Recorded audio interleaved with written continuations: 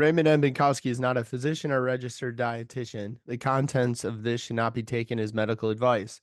It's not intended to diagnose, treat, cure, or prevent any health problem, nor is it intended to replace the advice of a physician. Always consult your physician or qualified health professional on any matters regarding your health. If you're interested in learning more about the content in this podcast, webinar, or episode, click the link in the description or comments to learn more. All right, right. So we're talking contest prep today, which I have a brief history in, but there's still going to be things that I'm sure I get to learn, and it's been a while since I've been in this world. So this will be a good refresher for me too.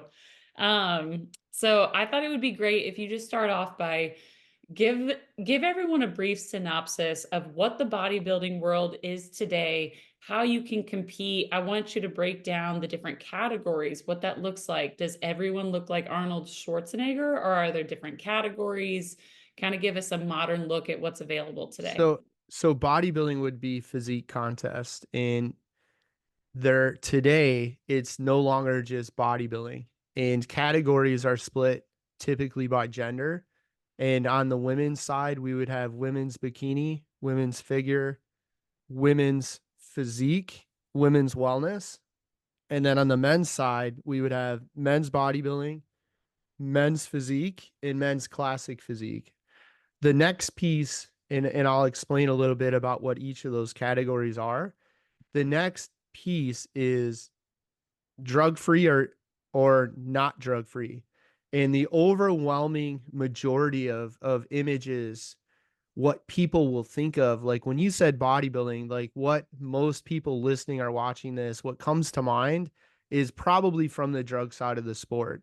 And it's kind of a dirty little secret, but on the majority of what people think of when we say bodybuilding, all those images are of people on drugs.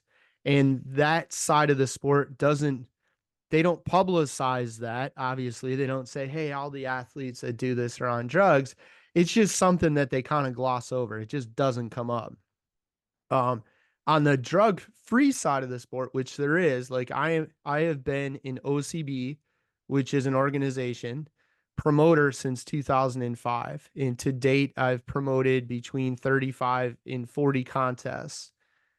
And we 100% drug test every athlete that competes in our events. So there's going to be the drug side of the sport, which we won't talk much about today, and the drug tested, drug free side of the sport. Now, I say drug tested, drug free because there are events promoted by organizations that are marketed as natural or drug free, but they are not 100% drug tested. So, individuals that are interested in getting into this, I always say you need to, whatever event you're going to do, you need to understand what the rules and guidelines are and make sure it's a good fit for you. And then know what you're signing up for, know what you're getting into. You know, the onus is on the athlete to know what the rules and guidelines, regulations, things that might not be allowed. For example, like our organization does not allow prescription testosterone, so hormone replacement therapy. Even if it's by a doctor, it's not allowed. So you need to know what those rules are going into it. And then when we look at categories on the women's side of the sport, women's bikini is going to be looks good in a bikini, but has muscle definition. And you can see that they have actual muscle. It's not a Hawaiian Tropics bathing suit contest. Women's figure is going to be more muscle mass, leaner, and then kind of an hourglass or an X frame. Women's physique, even more muscle mass, much leaner, and a much more exaggerated hourglass or an X frame. And then women's wellness is going to be athletes that are very lower body muscle dominant. So they're asymmetrical. So lean, muscular, but asymmetrical top to bottom. So maybe that athlete was a collegiate soccer player, or maybe they were a short distance sprinter and did high school and collegiate track. So the muscle mass of their lower body is much greater than that of the upper. And when we talk about the categories, it's best to consider a blacked out silhouette. So the blacked out silhouette of bikini is almost a straight up and down physique. A blacked out silhouette of figure is going to be that hourglass X frame.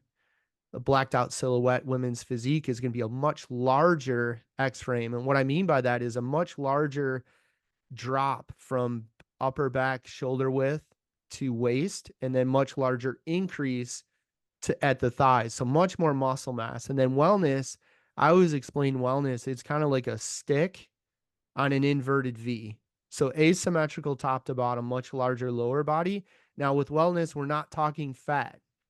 It's not a female athlete that just carries a significant amount of body fat in their glutes, hamstrings, and quads. On the men's side, bodybuilding is going to be the leanest of the three categories, maximum muscle mass, a big V taper, kind of that X frame again. The men's physique is going to wear a board short, so there it's a larger bathing suit, not nearly as large as bodybuilding, not as lean. And then classic physique is kind of a bathing suit that would resemble like a men's brief in terms of underwear, not as small of a bathing suit as bodybuilding, yet smaller than the board short. Almost as lean as bodybuilding, not quite as large as bodybuilding, bigger and leaner than men's physique. And it's going to include some of the classic poses in kind of a throwback to the like 1960s and early 1970s before athletes really started to take significant amounts of performance enhancing drugs and end up almost cartoon character superhuman looking. So those would be the categories. So do you help people choose a category? If they come to you and say, I just want to compete, what's the most advantageous? Do you help guide them based on their current body, or how does that work?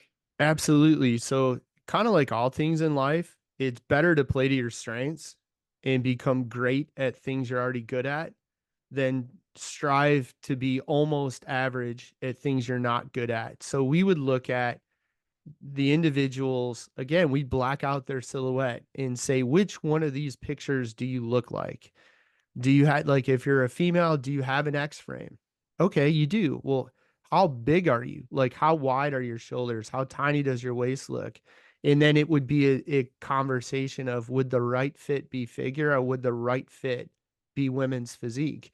If it's that, typical athlete that has a history of short distance sprinting and track where they've got really developed glutes, really developed quads and hamstrings.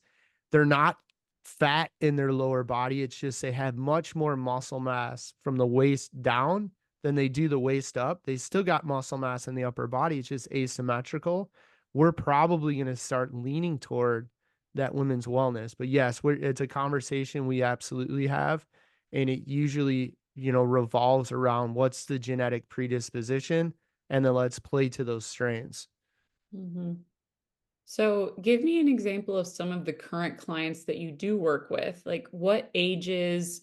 Give me some broad factors so that people can see the range that you do work with and that you don't have to have a history of competing to work with you and things like that. So currently, and this has held true probably the last 5 or maybe 6 years of working with clients that have an interest in competing. The average age is probably close to 40. From a gender standpoint, 60 to 65% of my clients are female. So middle age, female. A statistically significant number of them are coaches and trainers themselves. So they have a background in fitness, they have a background in coaching, they have a background in training. And some of them are first time competitors, and some of them are pro competitors. So they've been competing for some time, including at the professional level. Mhm. So let's get into programming next. And I know that this could be an entire episode in and of itself, but give me a framework of when should someone, let's go from a viewpoint of the person that is moderately active, somewhat lean, a type of person that maybe people think should compete. How long do they need to program for? What does that look like? When do they start? Do you want them to be to a certain point before they start working with you?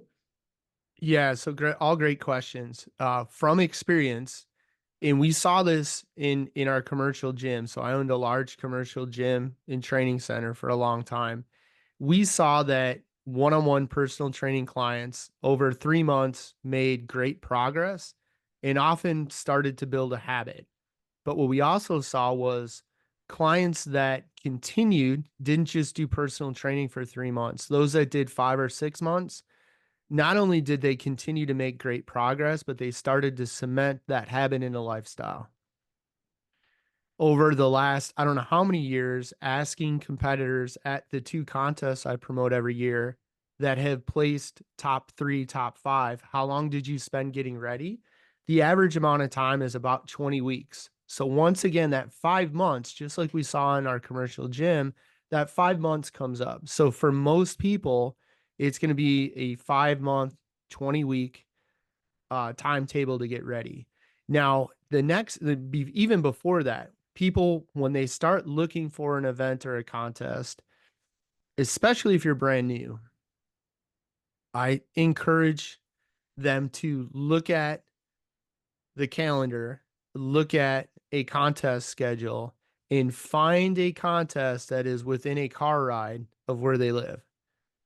And the reason I say that is, to me, it doesn't make a lot of sense to spend money to fly by air, to get on an airplane and fly somewhere to compete, and then incur all of the other expenses that come with that. But more importantly, all of the stress that comes with travel on top of getting on stage. Now, if you're a seasoned veteran competitor, chasing a pro card, or you are competing at the pro level, separate conversation. So I recommend people find something that's 2 or 3 hours away by car and that they start there. Okay, what's the date of that? And then back out at least 5 months. And that's going to be a rough average for many that would allow them to get ready. Now, if you're listening to this and you're 47 years old and you've never lifted weights, and you're overweight, there's a good chance it's going to take longer. If you're 47 years old and you lifted weights, but you haven't been in a gym consistently in 10 years, it might take longer. But for people that are already lifting weights, and I will say most people that lift weights are not training; they're just exercising with weights. If we shift them to training for 5 months, they will be confident and comfortable getting on a contest stage in a physique contest. And so what do people do to actually prep for contests like this? How many days a week are they training? How do you build that out? What do they do? Most of our or all of our clients will never train 7 days a week. And we can talk later about many of the things that are done wrong by the majority of people that do physique contests, including coaches and trainers. But my clients will not train 7 days a week. At most, they will train 6 days a week. Initially, we'll start 3 or 4 days a week with weights, and weight training period will never exceed an hour. Workouts will never be greater than an hour in length. The average amount of time people spend doing the programs, the workouts that I provide them is going to be anywhere from 30 to about 45 minutes. That's it. And we're looking at, everything I'm going to share with you today, Kelsey, is validated by the last 25 years in this sport, prepping athletes. So these aren't made up numbers. You do not, like, I have a guy right now that was working out for well over an hour, 5, 6 days a week. He's been training with me for the last 6 or 7 weeks now. And initially he's like, bro, these workouts are way too short. I've been doing way more than this. I was doing, this amount of time. I'm done around 40 minutes. Well, and he was doing cardio. Well, that individual right now has lost like 35 pounds, spending less time in the gym. So this is all validated by real world results. So workouts are going to be 30, 45 minutes, 25 to 50 minutes, never more than an hour. Initially, you're going to look at 3 or 4 days a week. So 2.5 to 4 hours a week, maximum when we get started. As we go through that 20 weeks, it's possible, say the start of week 17 or maybe start of week 15, where we're 4, 5, 6 weeks out from an event, we will probably graduate to 6 days a week exercise. But again, if we look at say an average of 40 minutes, we're talking like 4 or 5 hours a week in total. That's it. So, what do physique workouts look like now? Can people expect to squat, bench, deadlift? Is it more single muscle, isolated exercises? I feel like, a lot of people have an idea in their heads too of what bodybuilding was like in the 80s. How has it evolved in terms of the actual exercises that you do and things like that? Well, the training really, I mean, the human body has been evolving for thousands of years. So what truly worked in the 80s, truly worked in the 90s, truly worked in the 2000s, truly works in the 2020s. And you're never going to get away, like Coach Dick Zenzen always used to say, the meat and potatoes. So you're the large multi joint lifts are always going to provide the greatest opportunity. So you are going to have the squat, you are going to have an overhead press or a row, deadlift, things of that nature. And then, yes, you will have some of the single joint exercises or movement patterns as well. So it'd be a combination. But the goal is when we look at physique contests, the goal is to build and maintain maximum muscle mass while getting as lean as possible. Now, that being said, as it applies to the category the athlete is going to compete in, right? So if you're in bikini, we don't want you to be too lean. If you're in women's physique, you have to have enough muscle mass and you have to be lean enough. So we're going to keep an eye on the guidelines, but we are going to use the large multi-joint lifts as well as some single joint lifts as well. Now, back to that maximum muscle mass.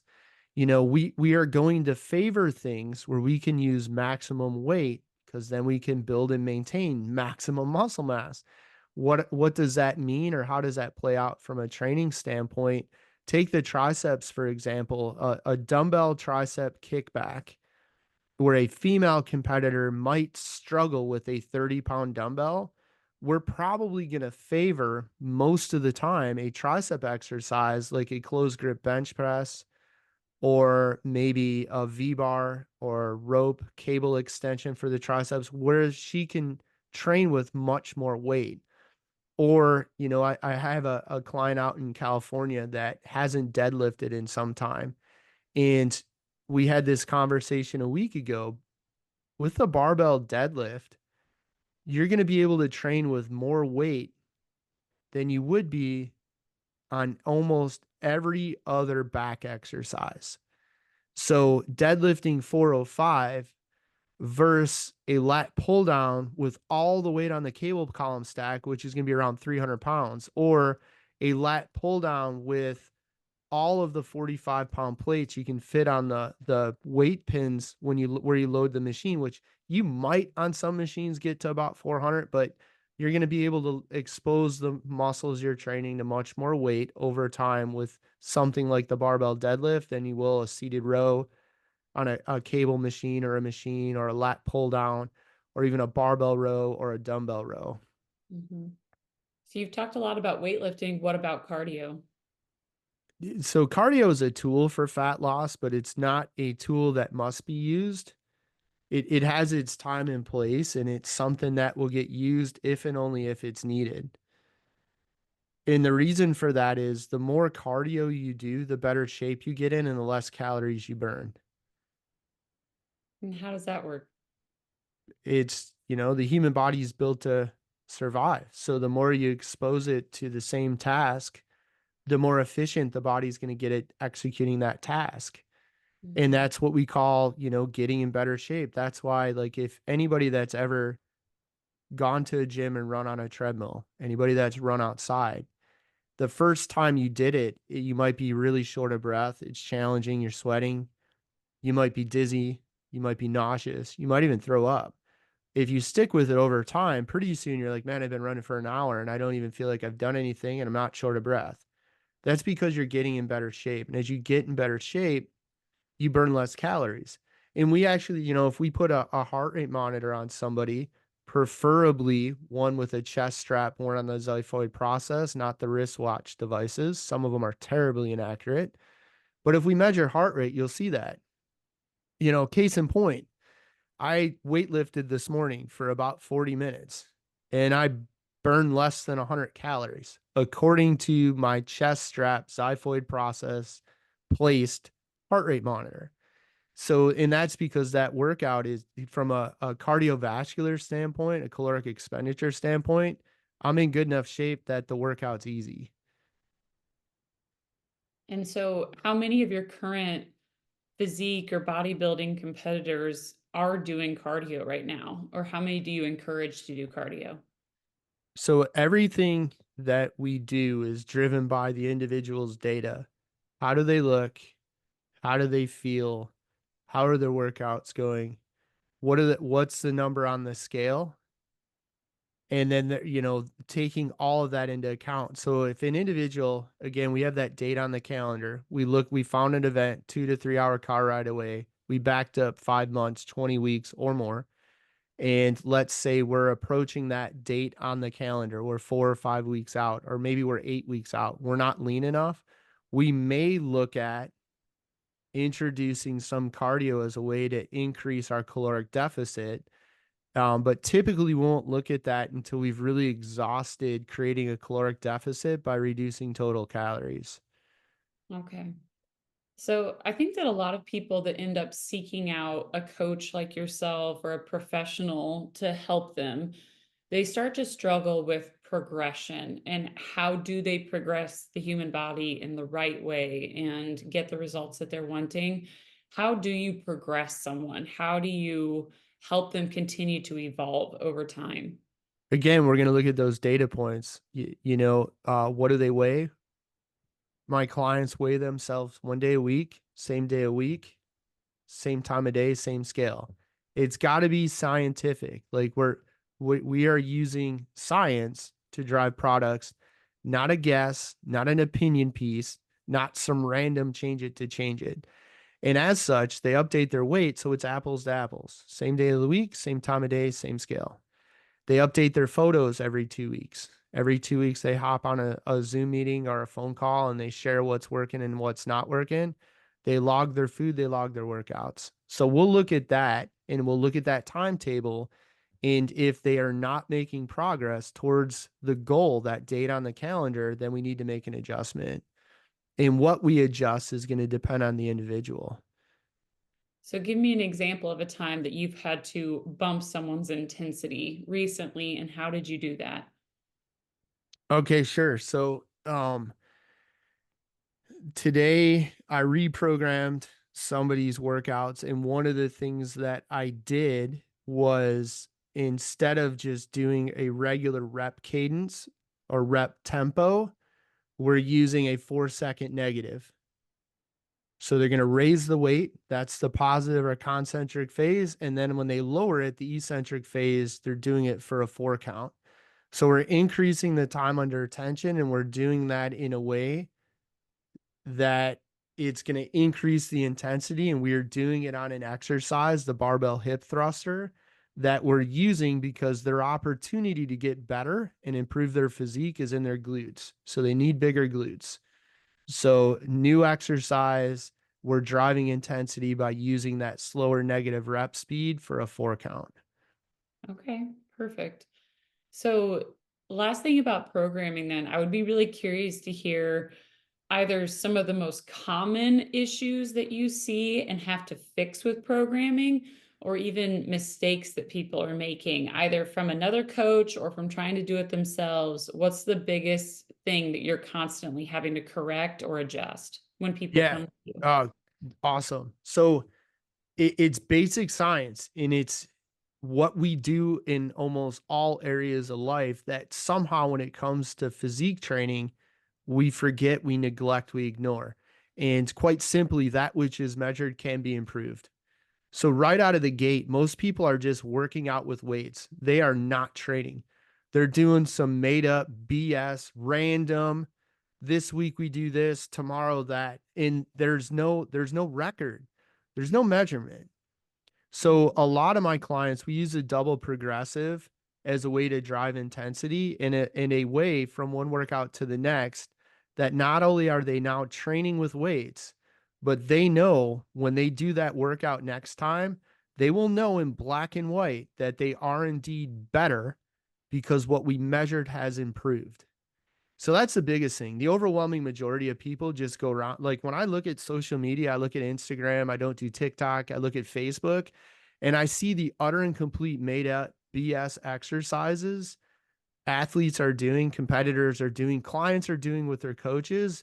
Like my head spins when I see people squatting on a BOSU. If you're a physique competitor, back to what I said, the goal is maximum muscle mass with the appropriate leanness driven by the guidelines for the category you entered. So if I take Kelsey and I have you squat on a BOSU, the amount of weight you can train with is not limited by the weight your muscles can move.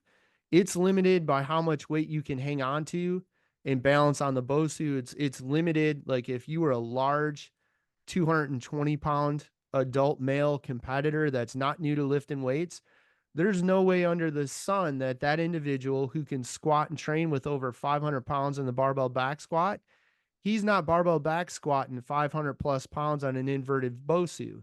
Instead, he's training with the weight that he can balance on the BOSU, which isn't going to build maximum muscle mass. I see this with like just randomly making things burn, making the athletes sweat, getting their heart rate up or making them nauseous. So I'll see some ding dong coach that will have a female bikini competitor do like 6 completely random exercises back to back until she can barely move. That's not training. That's just taking an athlete and wearing them out. That's not Mhm. training. So true training, that which is measured can be improved. There's a measurement, there's a recording, there's data from the last time. There's a plan and a process for the next time we do that, that in black and white, we know what we need to do to be better. And when we're done, there's another measurement. And in black and white, we can see why we are indeed better. Mhm.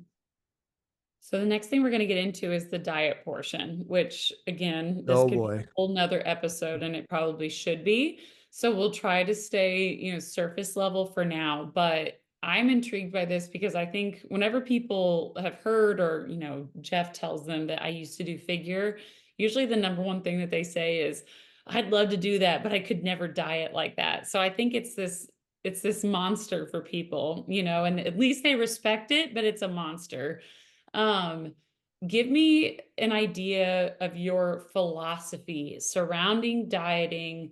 And I even want to kind of get into, can you be healthy and well-rounded and also follow a diet to compete? So diet's a monster because they make it a monster. It in physique contests or people trying to look great in a bikini for vacation, because they take a really, really extreme approach, it is a monster.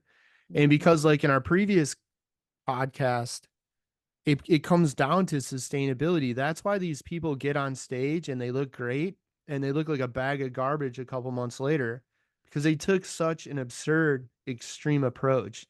Same thing with that individual who wants to look good on their vacation. They look great on vacation and then weeks later they look terrible because they took an approach that's so extreme you can't even remotely come close to maintaining and sustaining it.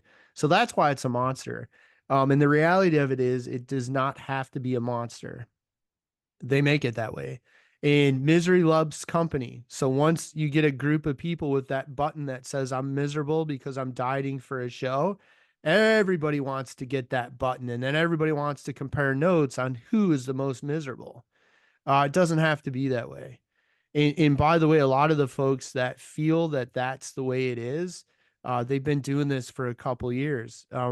I've been doing this almost half my life, which is about 25 years now. Doesn't have to be that way. In regards to my philosophy, it's not my philosophy. It's not my opinion. It's what works because it's science. A lot of people throw it, well, science. Well, you need to go look at the science. Like you need to go read the abstracts. You need to go read the research. Science isn't an opinion piece. Science is not groupthink. Science is not, we all have an agenda that's the same, therefore we all say this the same way. That's BS. So it's not my philosophy. It's what is supported by real science, and as a result, it's what I have seen work with clients for over 20 years. So it's not my philosophy. Like it just is. It is just is as much as if you pick a pen up off your desk and you drop it, it's going to fall down every time at 9.81 meters per second squared, 32.2 feet per second square, anywhere on Earth because of gravity, because it's science. And unless we develop a new understanding and we revise science, every time I drop my pen, it goes down, not up. So it's not my philosophy. So that being said, what works? You got to do weights. Initially, 3 to 4 days a week. As we progress over 20 weeks to getting on stage, we'll add a fifth day and typically a sixth day. You'll never train 7 days a week. How much time? Probably 25 to 45 or 50 minutes with weights. Do you need cardio? Maybe. Maybe. I prepped a male competitor a year ago. He did cardio the last 3.5 weeks of his prep. So 3.5 out of 20. That's it. Okay.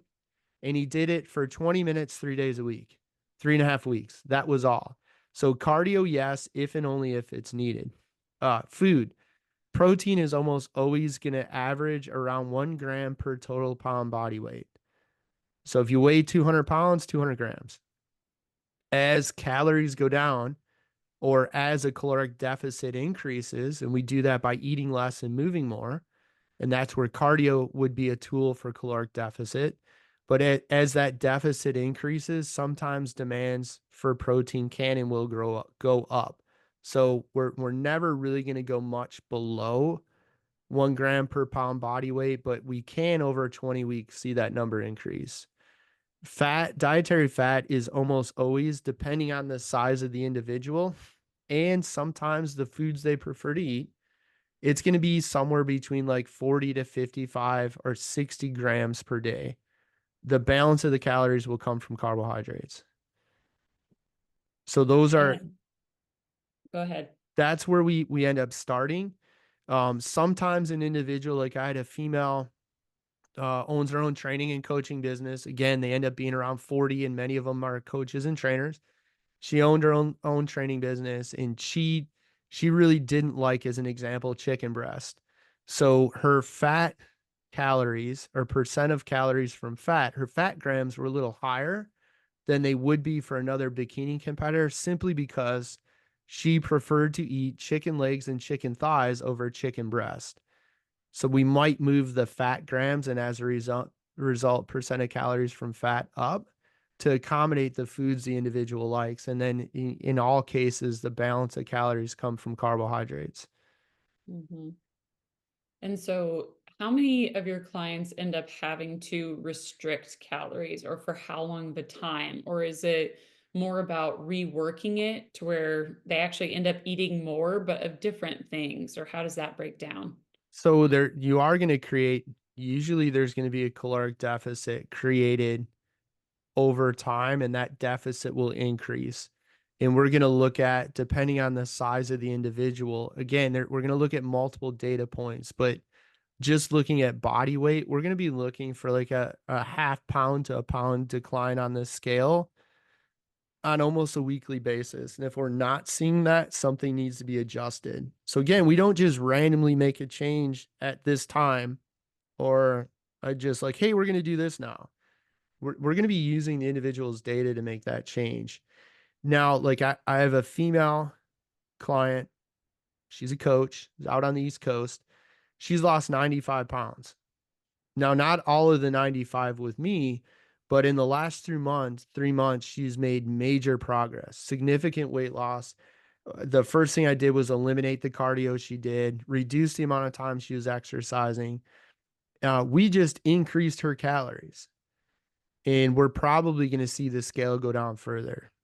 Mhm. So it is an individual thing, and it's not always a one size fits all. And And the reason for that is an individual is training hard with weights. Again, we're not talking what most of the people listening are doing, it's just working out with weights. When you're training with weights, if you're building larger muscle, more muscle burns more calories. And we need to accommodate for that additional muscle mass. And then over time, more muscle, even though we're eating more food, we could still be at a caloric deficit, which means we're losing weight eating more food. So, will you give me an example of what a day looks like for, the average competitor? How many meals? What's included in those? Like, give us a glimpse of that world. What does it look like? So the number of meals per day, from the theoretical standpoint, we can argue that 4 to 6 small meals a day is ideal. And that's true until you have somebody that, as an example, works in federal corrections. And so let's say we have someone that works in federal corrections.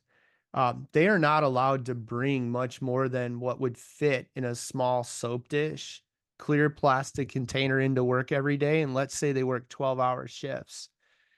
It's impossible for them to eat 6 small meals a day. And I had 3 or 4 of those type people, members of my gym. So we programmed 3 meals a day, and their fat loss was in line with people that ate 6 meals a day. So where am I going with that? Contrary to what you've been told over the last 30 years, you do not have to eat 6 meals a day. It's not going to matter. Like, if it's inconvenient, if it doesn't complement your lifestyle, remember, if it doesn't complement your lifestyle, it's not long-term maintainable, sustainable. It's got to complement your lifestyle. It doesn't, if you can't get this 6 meals, it's not going to matter. You'll be a-okay. Mhm. So I'll take a male mid-30s competitor, married, 3 kids, works shift work.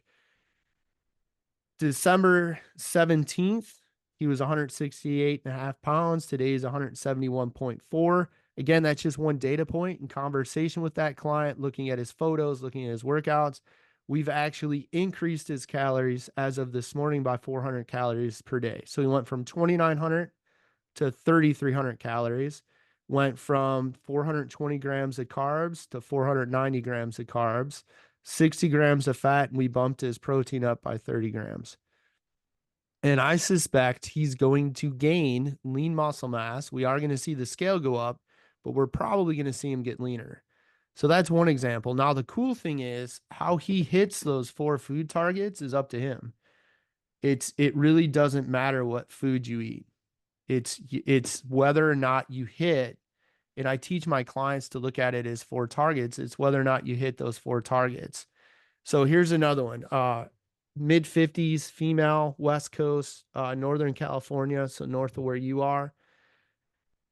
She is 155.2 pounds. I just increased her calories by 250 calories. We bumped her protein by 10 grams. But really, most of that increase was from about 55 grams of carbohydrates.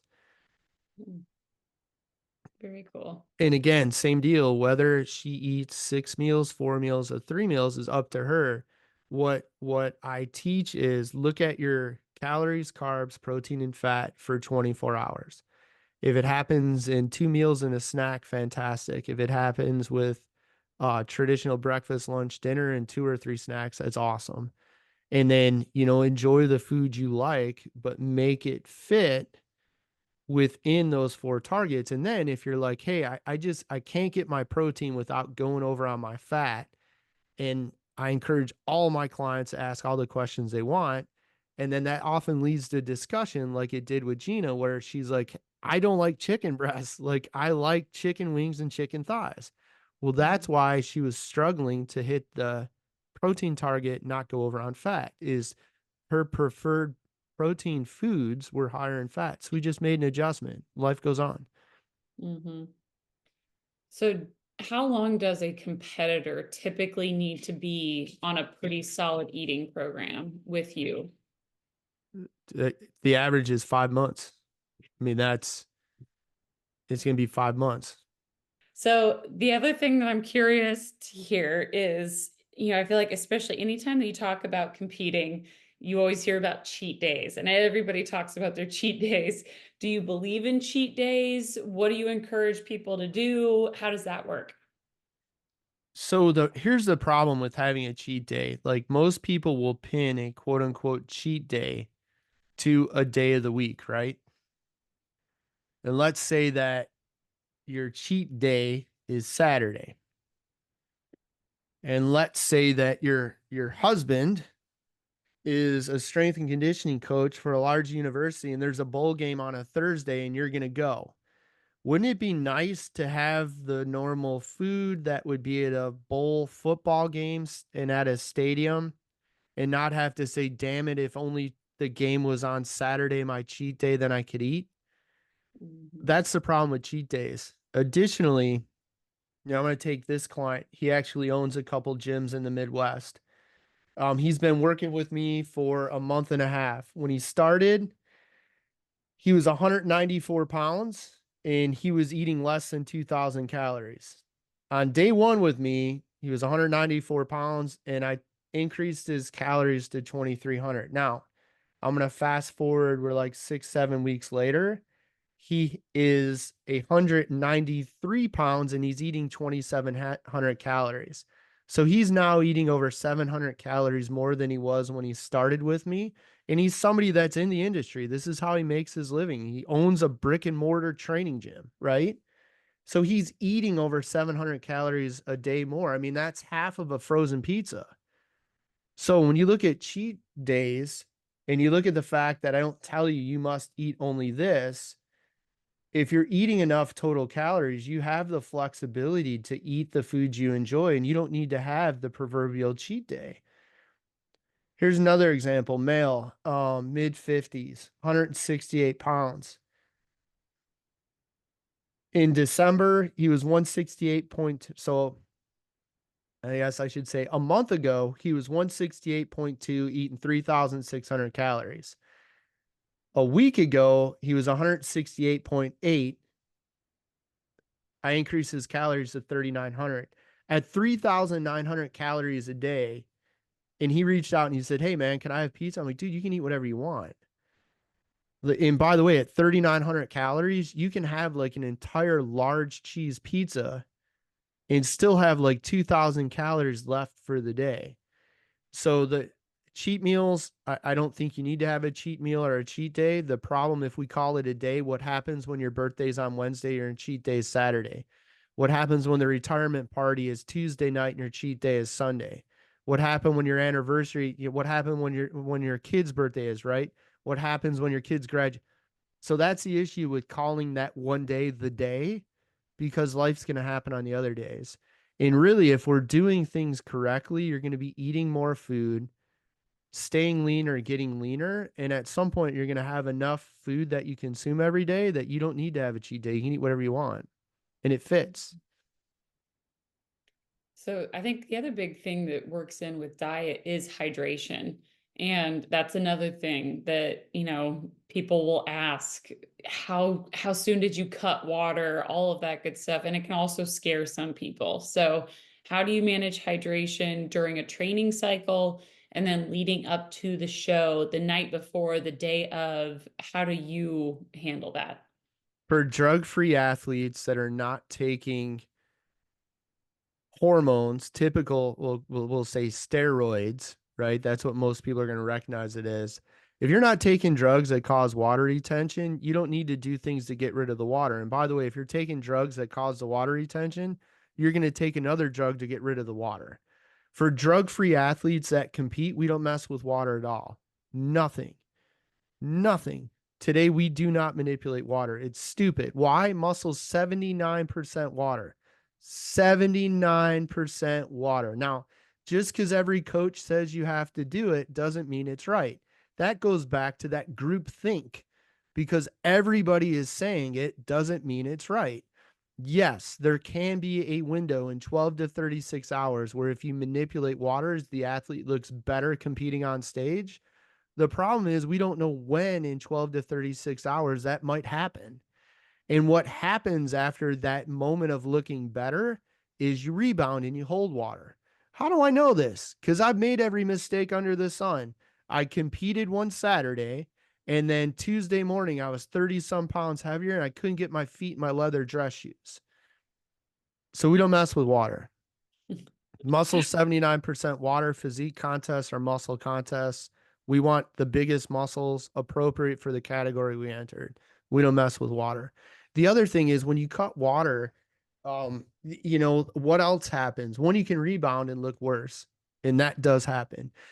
Two, you could end up looking flat because again, if there's no water in the muscle and muscle's 79% water, if you don't have any water, you will be flat. And when you're flat, you don't look defined. You lose that tone. You lose that sculpted. You use this shredded, whatever, right? The other thing that happens is you cramp. So competitors that do well look amazing and feel amazing, and they are dripping with self-confidence. If you're standing on the contest stage and your calves are cramping and your biceps are cramping and your hamstrings cramping, you're not going to present a great physique because you're going to look miserable. So we don't Mhm. mess with water. So Sorry to what the about the bros that diet? do. Oh, sorry. So what about the diet the day of then? Do you do anything special the day of the show or the night before? Do you encourage people to stay in the boat and keep doing what they've been doing? So we'll typically the week of a contest for many competitors will increase the amount of carbohydrates. And the reason for that is carbohydrates converted to glucose, then stored in muscle is glycogen. And this must have recently been on the internet because I heard people sharing the numbers, although their numbers were wrong, a couple months ago. But 1 gram of glycogen stored in muscle attracts 3.75 grams of water. So if we increase the carbs, we increase the glucose, we increase the glycogen, we increase the water in the muscle, and the muscles fill out and look bigger. In full muscles, fill our skin out, which makes us look leaner, right? So we will do some things like that. We won't do any crazy extreme stuff the week of the show with food. We'll never have clients. We'll tell clients don't go and eat a bunch of food you haven't had in months. We're going to increase carbs, but don't eat things you haven't had. We take a different approach. Your highest carb day is typically going to be the Monday before the show, not the day before the show. Um, the day of the contest, I'll give recommendations to competitors that are clients as far as carbs, protein, and fat. Like, here's your targets. And I might suggest frequent meals that day just because we don't want to eat a big ton of food. And we also want time for the carbs to help fill the muscles out. Again, carbs to glucose to glycogen. 1 gram of glycogen attracts 3.75 grams of water. And there too is why we don't cut water because then there's no water to be attracted like a magnet to the glycogen. But I tell competitors, I'm like, that if you looked good the Saturday before the contest, contests are typically on Saturday, and you've improved that next Saturday, if you eat the same thing, you're going to look even better. And Mhm. then, the biggest thing is don't eat a bunch of food that you haven't had in months and don't go and overeat. So your stomach's distended back to that uncomfortable. Like if you feel uncomfortable, it's going to show. If you go and overeat and you're sick to your stomach, it's going to show. So there's, I say here's your targets for the day, or you can just eat what you normally eat on a Saturday for a Saturday contest. Just have what you normally have, and you know how you're going to feel, you know how you're going to look because that's what you've been eating.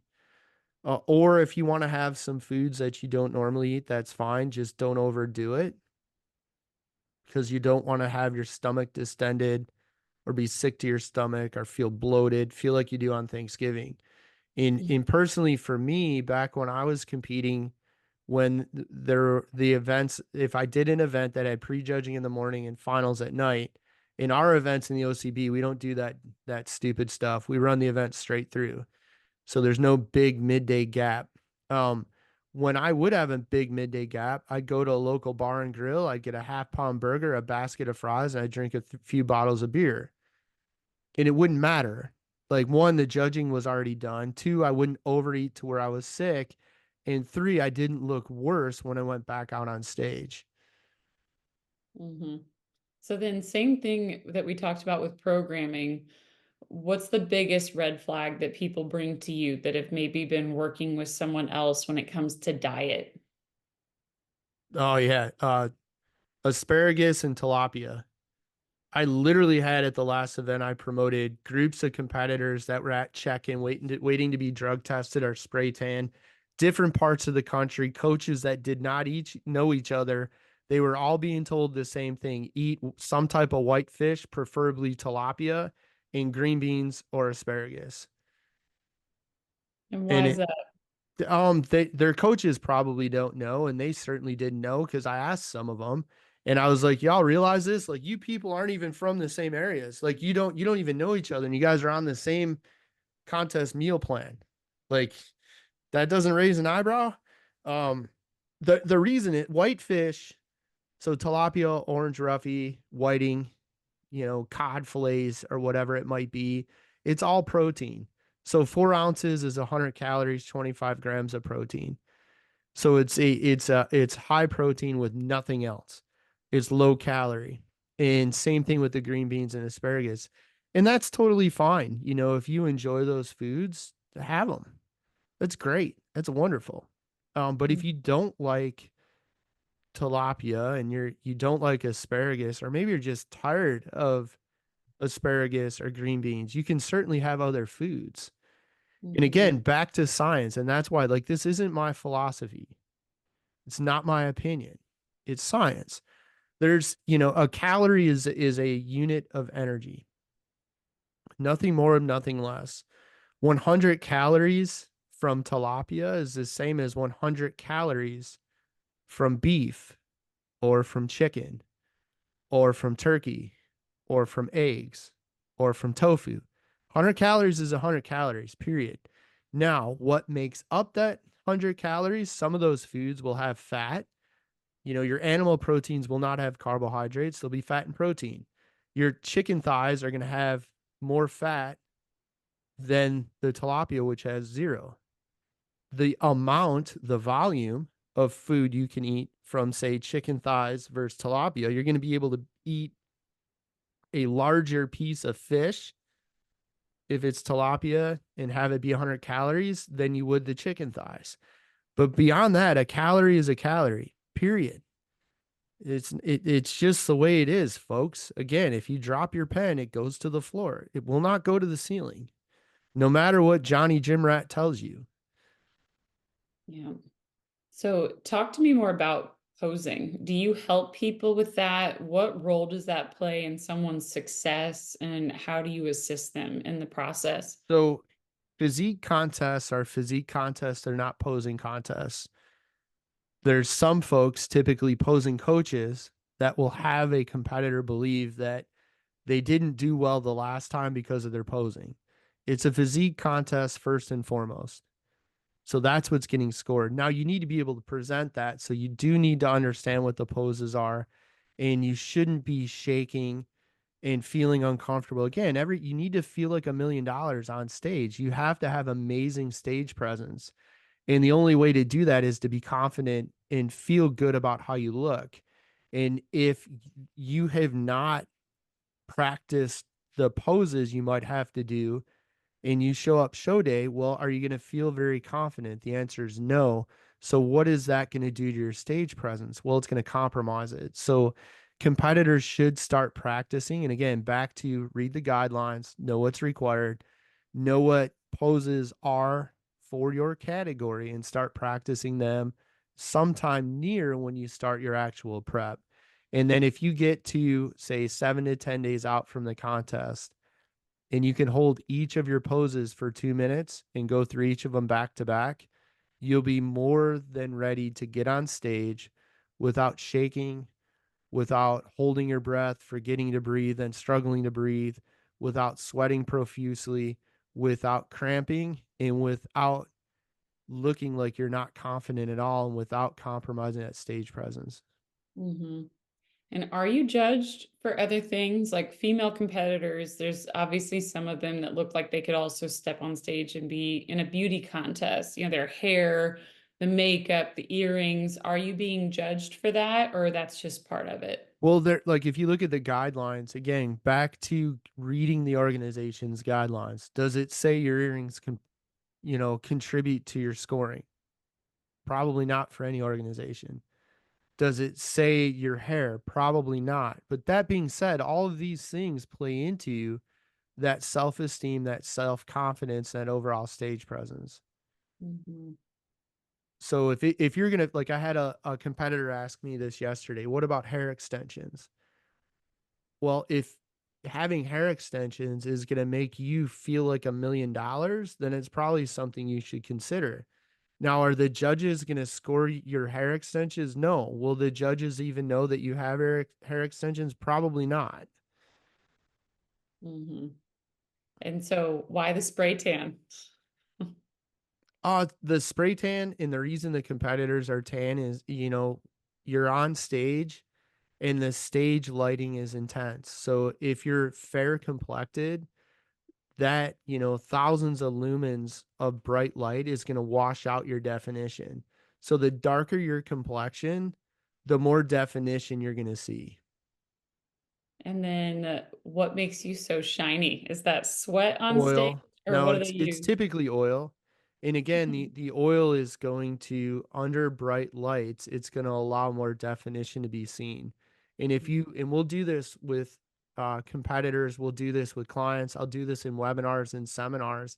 I'll show side by side photos of competitors that did not oil enough at all, whatever, and you can't see definition. Or maybe we see this a lot on the legs. They put oil on their quads just above the knee and then they stop. And you can see the definition in the quadriceps just above the knee, but then when there's no oil, you can't see anything in the photos.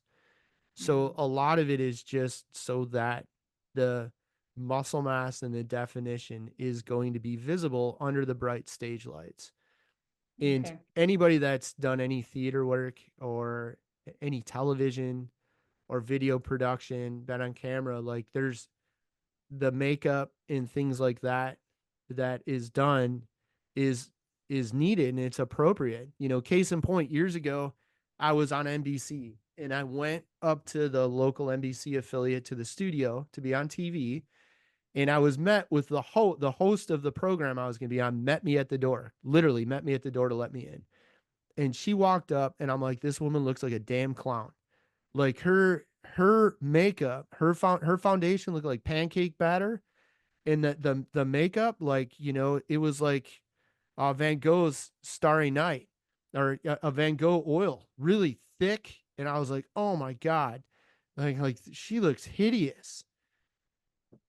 And then we shot all kinds of content, and then a week later it aired, and I looked like Casper the Ghost, and she looked perfect. So again, it's kind of the same thing for the physique competitors. The tan, the oil is simply because you are in that environment where it's not normal lighting. I mean, it's extremely bright. And if you don't do that, you won't see the definition that you otherwise would with the tan and the oil. Mhm. So I think a great way to wrap up today's is to go through any other big mistakes that you see people making or just missing components, maybe misinformed or not knowing in the first place, and how you've been able to help a few different types of people over the years. Yeah. So, uh, top mistakes that just won't die. And I'm actually doing a live event on this tomorrow, believe it or not. Cutting water, you don't need to cut water. Manipulating salt or sodium, you don't need to do that. Um, Using a waist trainer, you don't need to do that. Sitting in a sauna, you don't need to do that. Only eating white fish and green vegetables, don't need to do that. Lots of cardio. A lot of coaches have competitors on day one start out doing cardio 6 days a week. And then by the time the contest rolls around, some of them are doing 1.5 to 2 hours a day of cardio. Not necessary. And I can sit here for an hour and show you competitors I've prepped that have either done zero cardio or very little. Certainly not 6 hours a week. Definitely not 12 hours or more a week. So you don't need to do that. There's no truth, zero truth. This was something that was around like 15 years ago that's shown up again. The idea that you can't have sugar-free gum. Like artificial sweetener doesn't cause you to hold water. Zero truth to that.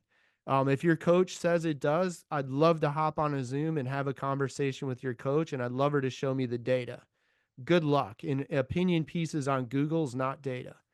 Uh, Now that being said, artificial sweeteners, some of the sugar alcohols, like erythricin, I'm going to say it wrong, sorbitol, if you eat a lot of it, it'll give you gastrointestinal distress. What is that? Gas, cramping, and diarrhea. Yes, that's true if you eat enough of it.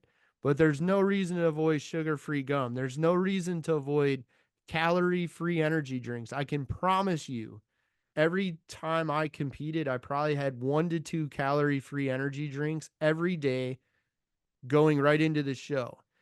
All of the protein powders, for the most part, are sweetened with some type of non-nutritive, non-caloric sweetener. Everybody's using them, yet they still get stage lean. So the idea you can't have that is complete bunk. Um, Alcohol. You do not need alcohol the day before the show to dry out. So this is my first contest all the way back in 1999. A female bodybuilding competitor was told, and this is everything is cyclical. This comes and goes. And at the time it was in vogue. She was told to have red wine before she went on stage. So she drank half a bottle of red wine, went out on stage. When she was walking off stage, the alcohol was being absorbed. She was hammered and she fell down a flight of stairs. Um, Alcohol doesn't dry you out. Alcohol doesn't make your definition better. Vodka, there's a couple of fitness influencers on social media saying vodka and the gummy worms, the what are the sour patch, like sour patch worms, vodka and sour patch worms. That doesn't improve your physique for a photo shoot or the stage. Again, if you think it does, show me the data. Again, if you've been doing this for 25 years, show me the cases of your clients that look better from having vodka and the sour gummy worm things or sour patch kids, because you don't have any such data. So those are all false things. The things the most successful people do is they train with weights. They use something like the double progressive, and that's just one of them. We'll do percentage based of a 1 rep max, of the 3 rep, 1 rep, 10 rep max. We'll use that with a planned progression. Again, we want to train with weights, just like we see in a collegiate strength and conditioning program. They don't go in and randomly have back and by day. They don't go in and have a running day. Like they go in and they have a plan, and you should have a plan as well, and you should actually be training, not just working out with weights. Food wise, think of it in terms of 4 targets and make adjustments to those targets as warranted by your progress or lack thereof. My most successful people log their food. They update their weight once a week, same scale, same time of day. They update their photos every 2 weeks. They hop on a call with me over Zoom or the telephone every 2 weeks.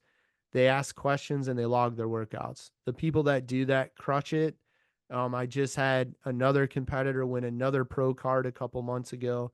It's good. It's good enough for people to be the best in their sport at the top of the industry. So those are the things that the most successful are doing. And then long term, like we said in a previous podcast, it's how sustainable and maintainable is this indefinitely? Like, you're not going to look like you do on stage 8 weeks before you're on stage, and you're not going to look exactly like you looked on stage 8 weeks after you are on stage. The goal is to look the best you can on stage one day, unless you're doing multiple contests, but then it would be the date of the contest. If we do things right, it's like climbing a 10-story building. So the day of the contest, you climb to the 10th floor. If we've done things correctly, you should be able to stay on the equivalent of the 7th or 8th floor indefinitely. And that means that you look amazing on stage.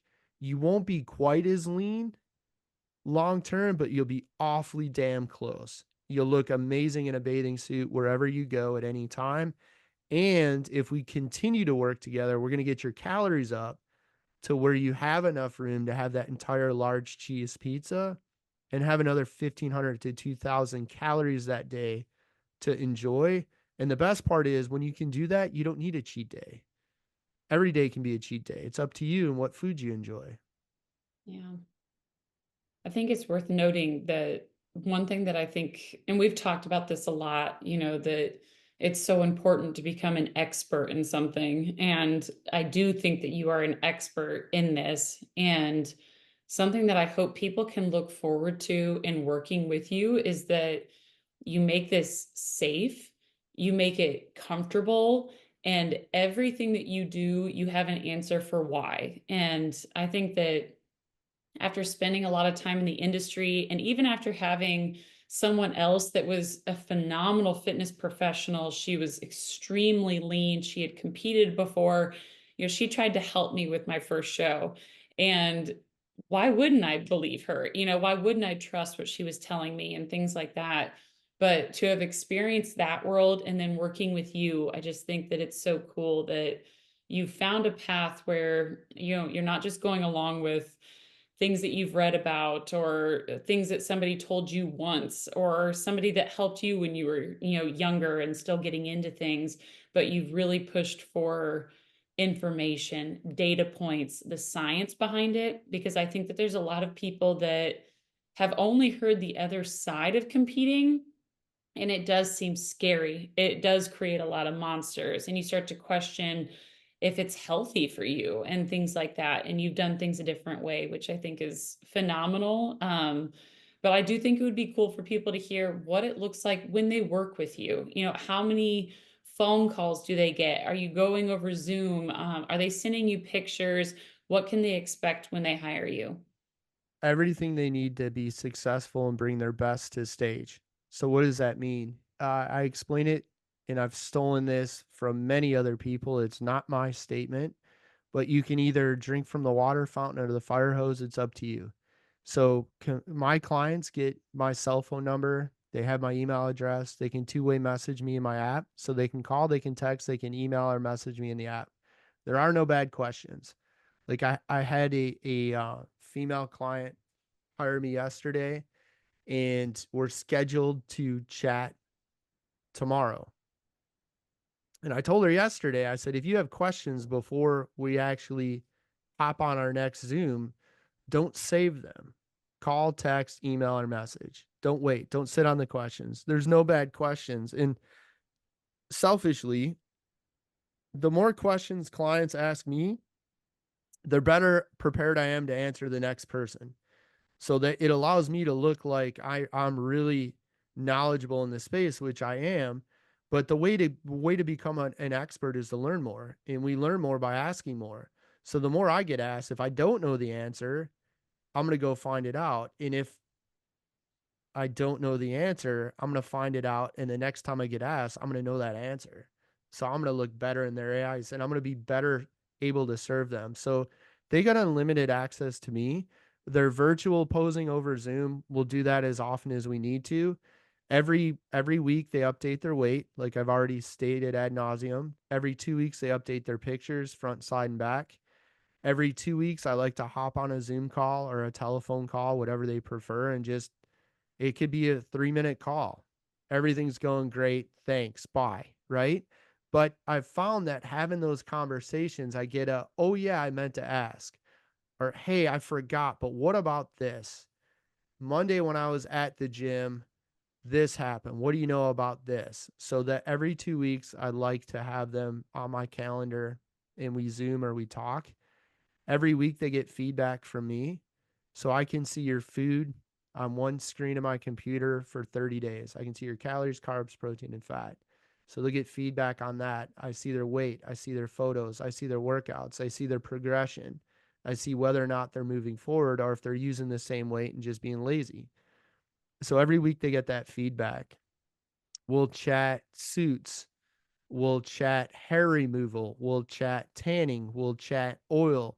We'll chat how to make sure your bikini's not going to break when you're on stage. Ironically, I had a not new to competing bikini competitor last year buy 3 bikinis from a company. And I told her, make sure they're doing this so the cups don't break apart.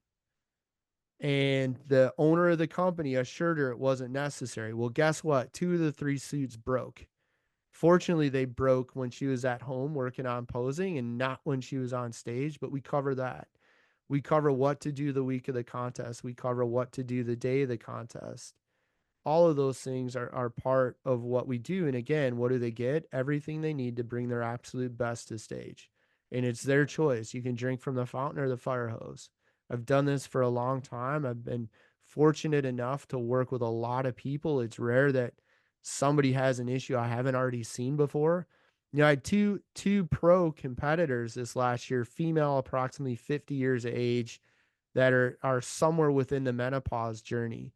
So I already, and they weren't the first ones. Ironically, I had just happened to have two in the same time period.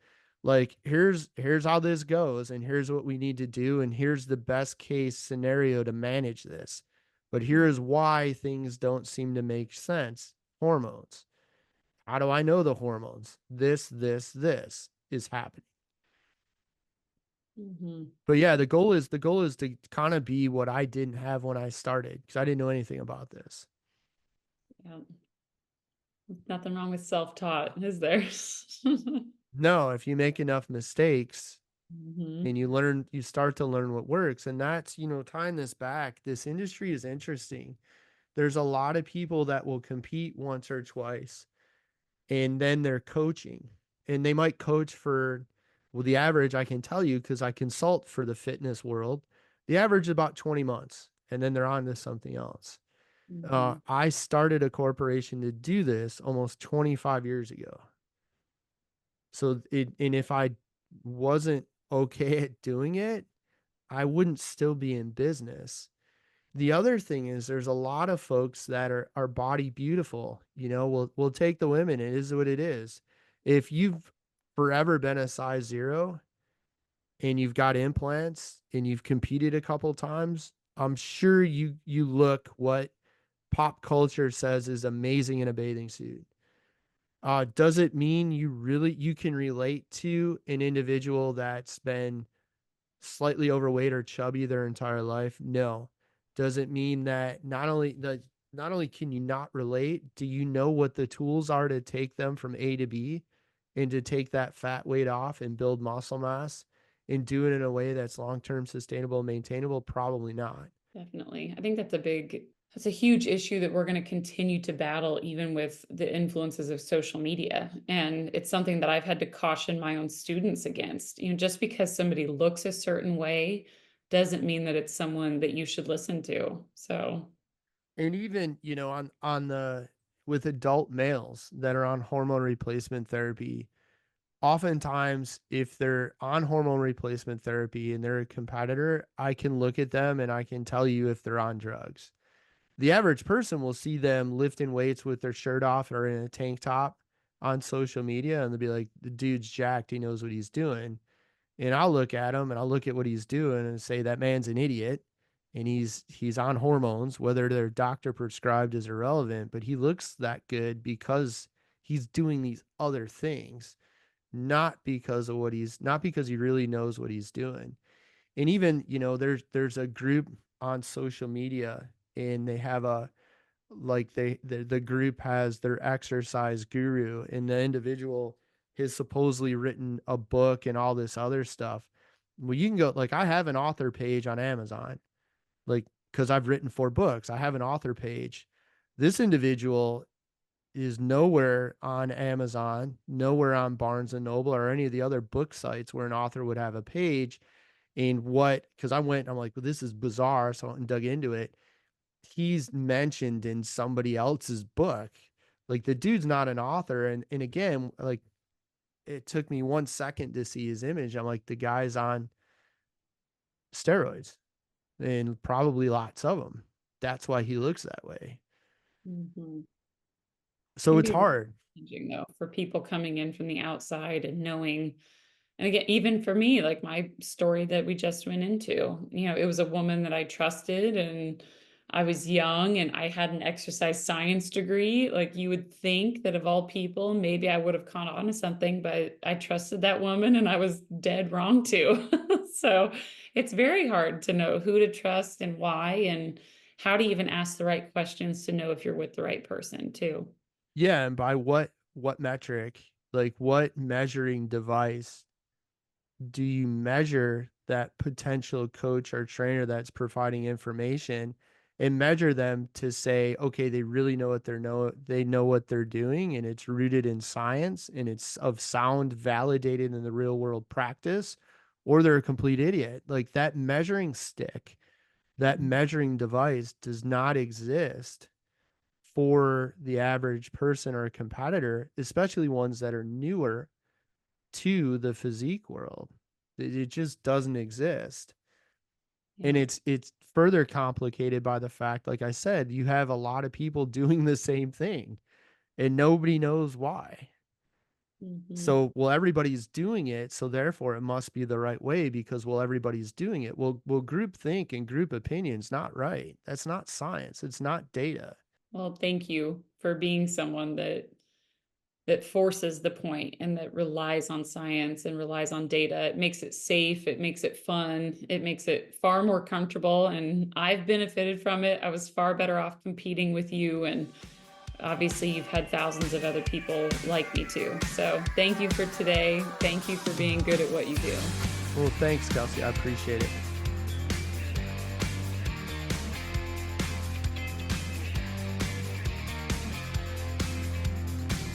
If you like our content, be sure to subscribe to our channel, leave us a comment below.